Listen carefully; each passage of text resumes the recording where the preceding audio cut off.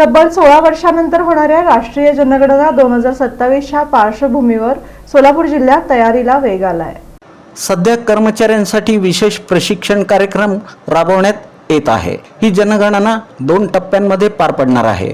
पहिल्या टप्प्यात घर गणना 16 मे ते 14 जून 2026 या कालावधीत होणार आहे, तर दुसऱ्या टप्प्यात कुटुंब गणना फेब्रुवारी 2027 मध्ये होणार आहे।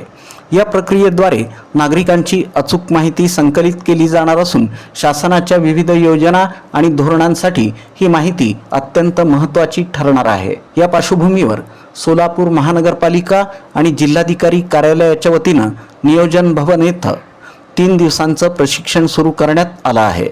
या प्रशिक्षणामध्ये जनगणना प्रक्रियेतील तांत्रिक बाबी, माहिती संकलनाची पद्धत तसंच अचूक डेटा नोंदणी याबाबत मार्गदर्शन केलं जात आहे। राज्य शासनाकडून सोलापूर जिल्ह्यासाठी 4 मास्टर ट्रेनर्सची नियुक्ती करण्यात आली आहे। यामध्ये तहसीलदार सीमा पटणे, महापालिकेचे उपअभियंता तपन डंके, उपजिल्हाधिकारी सुशांत बनसोडे आणि रुपेश मिरजगावकर यांचा समावेश आहे। हे मास्टर ट्रेनर स्थानिक कर्मचाऱ्यांना प्रशिक्षण देऊन जनगणना प्रक्रिया प्रभावीपणे पार पाडण्यासाठी मार्गदर्शन करणार आहेत।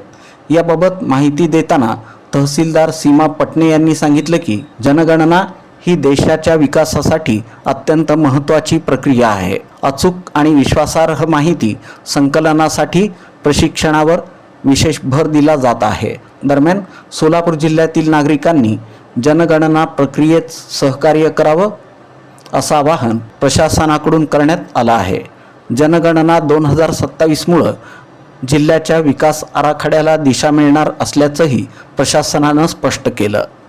मी सीमा पाटणे, तहसीलदार तथा करमणूक कर अधिकारी।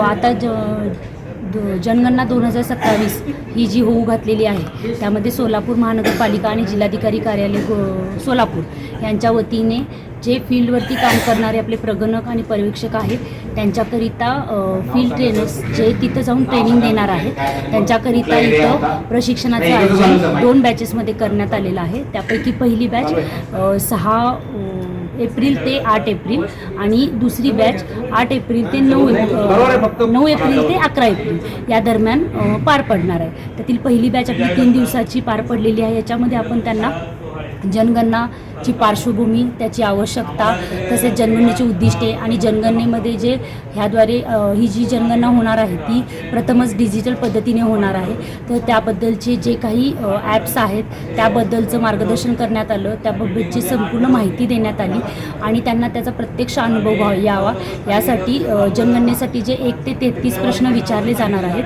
त्याची प्रत्यक्ष अनुभूती यावी यासाठी आपण त्यांच्यासाठी आज फील्डवरती जाऊन प्रत्यक्ष जनगणनाचा डेमो देखील आयोजित केला होता आणि तो आपल्या ह्या आज या सेशनमध्ये जे 70 फील्ड ट्रेनर्स आले होते त्यांनी त्याचा अनुभव घेतलेला आहे आणि त्यामध्ये त्यांना प्रत्यक्ष काय अनुभव आले हे देखील आमच्याशी शेअर केलेले आहेत। यावरून त्याच्यावरती काय उपाय केले पाहिजे याबाबत देखील त्यांना त्याचं जे काय आहे ते देखील त्यांना माहीत झालेलं आहे, जेणेकरून ते खाली फील्डवरती जाऊन जेव्हा ट्रेनिंग देतील त्यामध्ये त्याचा त्यांना फायदा होणार आहे।